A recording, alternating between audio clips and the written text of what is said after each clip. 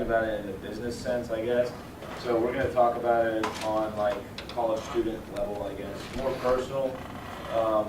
So everybody pretty much knows what a budget is. I'm not going to really go by the piece of paper I'm supposed to be reading off of, but like basically when you're talking about a budget, everybody looks at it in a different way. So I like to start out PowerPoints like this with like a personal example or story. Basically, when I graduated high school, everybody has different situations. When I graduated high school, my dad, I come from a family of 7 kids. So my dad told me you can either, and I'm the second oldest, my dad said you can either get a job, join the military, or go and pay for college yourself. So I joined the military.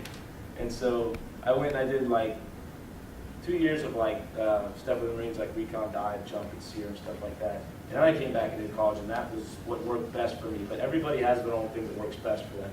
Some people's parents have a college fund for them. Some people are just cut out for, I firmly believe that some people are just better off in a trade school, like working hands-on stuff. I have a lot of friends who college isn't for them. But everybody plans their budget differently is what I'm trying to get at here. So basically what a budget is, though, in the grand scheme of things is, how are you able to organize your money in order to pay your expenses and have expendable income? And how do you do that? So there's 5 different steps. I'm going to cover the first 3. Callie's going to cover the last 2. So the first one is to know what is important to you. And I wrote a few things down here. I was going to ask for examples, but we only have about 20 minutes. So pretty much know what is a need and what is a want. We kind of talked about that in class today, like what's most important to you. And what I personally do is, and what a lot of people do is, rather than taking a lot of your paycheck and spending on food throughout the week and everything, try to think, we talked about it in economics, I guess like plowbacks in a business. So rather than like taking all of your income in a business and just using it right away, just put it back into business and let it grow a little bit more. And the same thing applies for you as a person. So if you're making money, rather than spending it on like the best groceries and stuff like that, put some more into like a compound savings account or something like that, or just reinvest it in yourself in your future, because you're going to want that money later on down the road. And so rather than spending all of it now and living paycheck to paycheck, save some of it, put it, like I personally I recently started trying to buy like a stock per month or something like that. Just like something to just look at and be able to know that it could possibly turn into something, rather than just living paycheck to paycheck. So know what's important. What do you need? And we're going to hand out these personal budget sheets so that you can use. So like we were talking about in class today. And you'll be able to look at those. And there's like different sections on there. Know what your income is, your savings, academic expenses, living expenses, transportation expenses, and like technological expenses. And the only thing I would add to that is your investment expenses, because you're never too young to invest in stuff, whether it be like a $20 stock or a savings account or anything like that. And there's a lot of different ways you can invest, but that's a different workshop that we've done. So know what's important to you.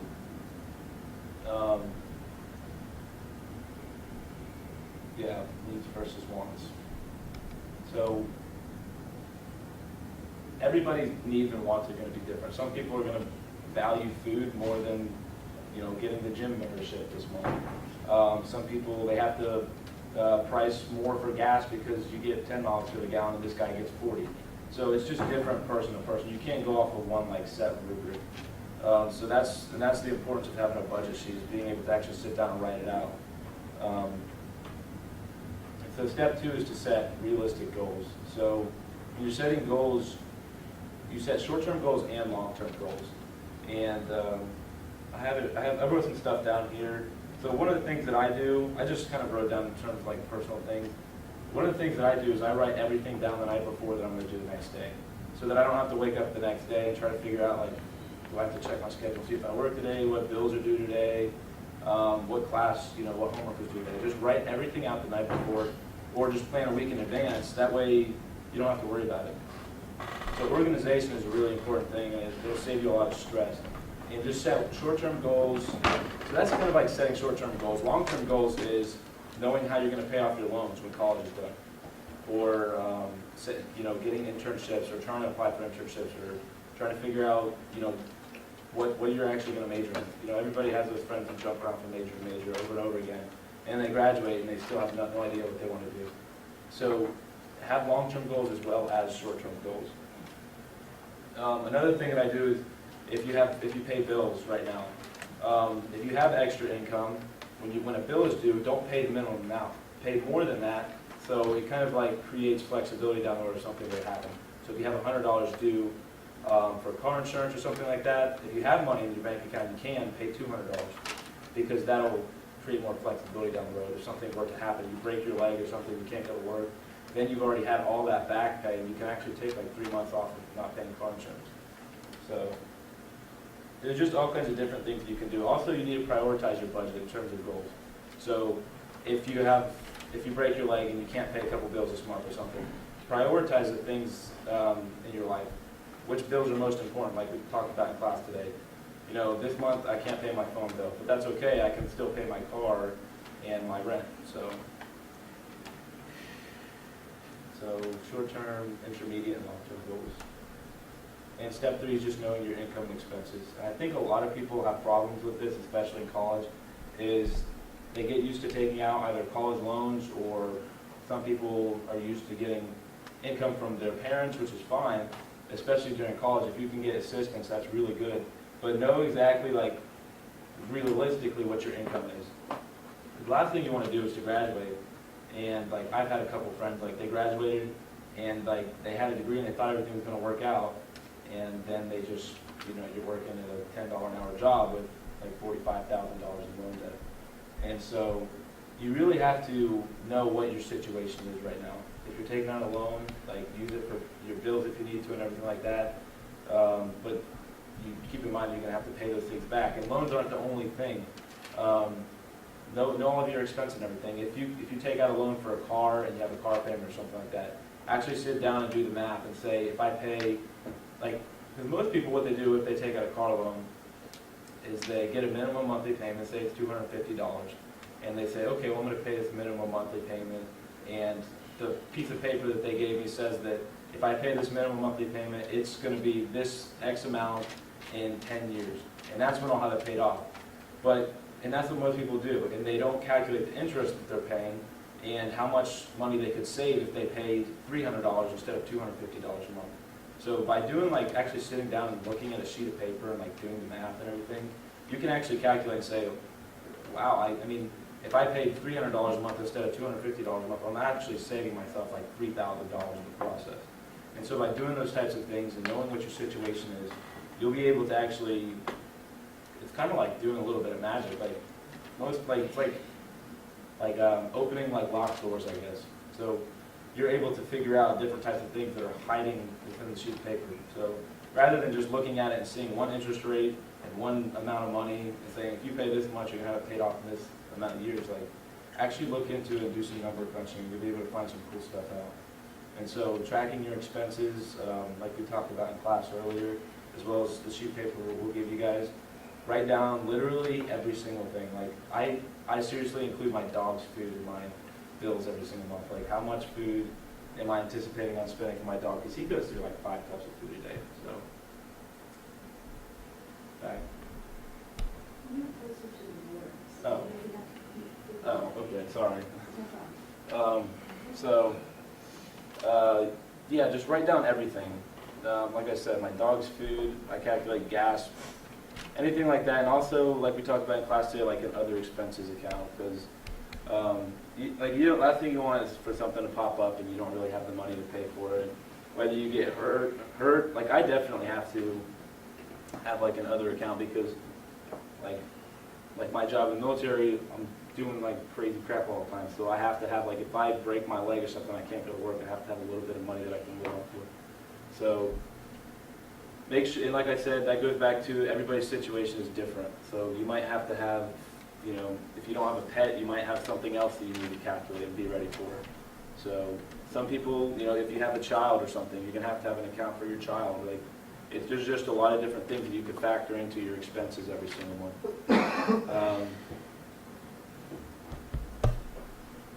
Yeah, have a flexible budget. Don't live paycheck to paycheck. I mean, obviously in college, most of us do, and to have to, because you're going to school, which is most important. But try not to.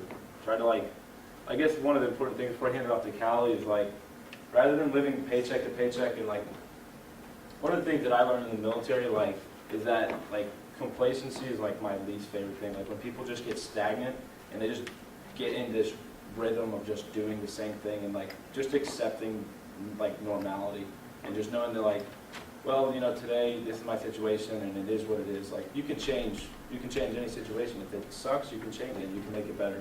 You just have to go and actually do research and try to figure it out. And so I hate complacency, and you don't have to live paycheck to paycheck. You can figure out ways to make your situation better. So, Callie. After you know how you will spend your money and where your income come from, so now is time to put your things all together and make a spending plan. And spending plan is a plan for future income and expenses, so it's also called budget. Now we can see an example, and this is the income portion of a spending plan. As you can see, they have a different column, expect, actual, and difference. As you can see, there have 415 difference between the actual the income and what expected. And also you can categorize different things that you can knowing where your income come from, from here, from grant, scholarship, loans, money from parents, and adding to the job payment. And this is the expenses portion of the spending planning. And the same as the income portion, you can column different, expect, actual, difference, and split into different categories. And also, as we know before, the flexibility is the key because different people have different situations. So maybe this type of category suit one person but not suit your situation. What is your value and what is important for you? So now we can compare this person's 3-month spending plan. So as you can see, in August, he has the income. But during the September and October, they didn't have income from grant, scholarship, and loans. But also you can see down from the expenses, and he paid all the things like rent for door and the tuition things. It's all in August, but not from September to October. So because we are all students, so mainly we got our scholarship things in October and January, and we will pay our tuition in August and January. So those 2 months we need to pay attention how you distribute your expenses. And also, it is a good idea to call response your expenses based on your income. And also, don't make your spending plan for a long term because it's really tough for you to keep tracking. And also now there have a lot of apps you can download that you can put your record immediately that you won't forget later. And also they can automatically calculate which percent you spend and which percent is your income, that you can know maybe next month I should pay attention. I spend too much on clothing this month, and next month I won't spend too much on this portion. The step 5 is to stick to your spending plan. So because if you don't follow your spending plan, your spending plan is useless. And there are a lot of methods to stick to your spending plan. And today I will introduce you one. It's called jar method. Like here. So you can label different envelope or put anything else. The first one is called financial freedom account. That means you put 10% your income and it's not taken out besides investment. And the other 50% for your necessity. your 15% your income after tax put in leisure, and 10% put in education, and the other 10% put a long-term saving for spending, like maybe you want to buy a ticket, or you want to buy a house later for your down payment. And the other 10% goes to giving, and the other 10% goes to play. But if you are self-employed, you need to put like 20% for your income because you need to pay the tax. Now, sticking to your spending plans actually can help you develop your self-discipline, because you know self-discipline is all about control. So control your stimuli, such as like don't go window shopping when you want to go see the purse you really wanted. And control decision, you need to make yourself decided you only go out to eat once a week, not every day. And control responsibility, like if you really know the things you cannot afford it, just to say no. Just don't like use your credit card to buy it and then you say, oh, I'm in trouble. And control consequence, like just like if you can pay the things by cash, don't use credit card, because you will not know when later on you will know your interest rate is getting higher and higher. So after you do all that, and you need to evaluate your spending plan, that there are several questions and you can ask yourself to give you a clear idea how well you did, such as like how well you did the plan, did you follow your plan or not, and what area did you have problem with, like maybe I eat out too much or I buy too much clothes. Were you reasonable in making your goals? Like if you save a lot of money to buy a convertible car, is that reasonable or not? And what change needs to make? So this is the 5 steps to managing your budget.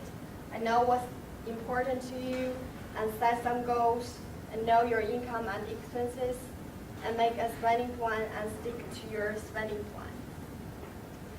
Okay, and if you really need one-to-one assistance, you can contact Dr. Lyman, and she is the person who in charge of our personal financial counseling program. That's it. And you can play the video if you want. Okay.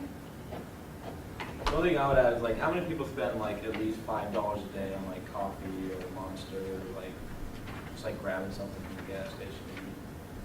Like if you do, like I did math, I did $5 a day every day. Like that's over $1,800 a year. And if you took that $1,800 and put it into a compound savings account, that's almost $250,000 when you're 58 years old. So by not even touching that every year. So it's like when you crunch the numbers, it actually it's pretty amazing.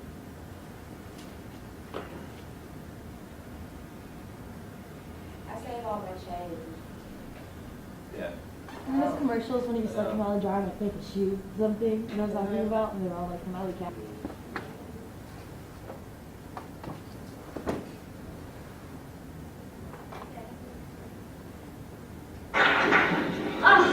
I just can't get these numbers to add up. Like we're never going to get out of this hole. Credit card debt, does it ever end?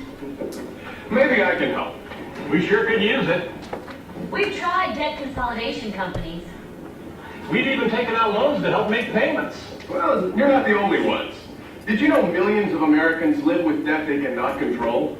That's why I developed this unique new program for managing your debt. It's called Don't Buy Stuff You Cannot Afford. Let me see that. If you don't have any money, you should not buy anything. Sounds interesting. Sounds confusing. I don't know, honey. This makes a lot of sense. There's a whole section here on how to buy expensive things using money you save. Give me that. And where would you get this saved money? I tell you where and how in Chapter 3. Okay, well, what if I want something but I don't have any money? You don't buy it. Well, let's say I don't have enough money to buy something. Should I buy it anyway? No. Now I'm really confused. It's a little confusing at first. Well, what if you have the money? Can you buy something? Yes. Now take the money away. Same story? Nope. You shouldn't buy stuff when you don't have the money. I think I got it. I buy something I want, and then hope that I can pay for it, right? No. You make sure you have money, then you buy it. Oh, then you buy it. But shouldn't you buy it before you have the money? No. Why not? It's in the book. It's only 1 page long. The advice is priceless and the book is free. Wow, I like the sound of that. Yeah, we can put it on our credit card. So get out of debt now. Write for your free copy of Don't Buy Stuff You Cannot Afford. And if you order now, you also receive Seriously, if you don't have the money, don't buy it. Along with a 12-month subscription to Stop Buying Stuff magazine. So order today. I'm sorry, I'm not. That wasn't our video. Yeah, It was on the not practice. our- Yeah, and we will give you the one of the budget sheet that maybe give you more idea about how you make your budget. All right, so we have a little eval sheet and then a little budgeting sheet. I think there's some links on the back for some websites.